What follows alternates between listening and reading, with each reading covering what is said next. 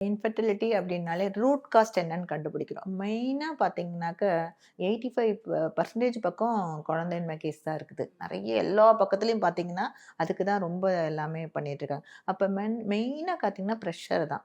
So அது, அதுக்கப்புறம் late marriage, அதுக்கப்புறம் பார்த்தீங்கன்னா ஒபேசிட்டி, அதுக்கப்புறம் ஒர்க் ப்ரெஷரு இதெல்லாம் இருக்கு. அப்புறம் ப அது லேடீஸ்க்குலாம் மெயினா பார்த்தீங்கன்னாக்கா, அந்த PCOD problem, so fibroid ratio, thyroid பிரச்சனை இந்த மாதிரிலாம் நெறையா இருக்கு.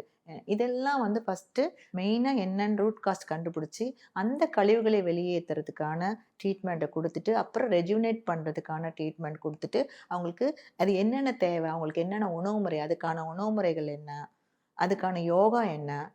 அ அதுக்கான தெரப்பி என்னன்னு சொல்லி ஸ்டெப் பை ஸ்டெப்பா ஒரு 21 டேஸ் ட்ரீட்மெண்ட் குடுக்கும்போது, அவங்க பாடி வந்து மைண்டும் ரொம்ப ஃப்ரீ ஆகி, அவங்க வந்து கொஞ்சம் ஹேப்பியா ஃபீல் பண்றாங்க. ஓகே நான் தான் கரெக்ட்டா தூங்கல, நேரத்துக்கு சாப்பிடல, என்ன சரியா கவனிச்சுக்கல, இந்த மாரி ஆயிட்டேன். இனிமே நான் என்ன ஃபுல்லா மாத்திக்க போறேன். இப்ப ஓரளவுக்கு நான் ஃப்ரீ ஆயிட்டேன் அப்படின்னு சொல்லிட்டு அவங்க ஃபாலோ பண்ணும்போது, 3 மந்த்ஸ், 6 மந்த்லயே அவங்களுக்கு வந்து குழந்தை உருவாகறதுக்கு நெறைய சான்சஸ் இருக்கு.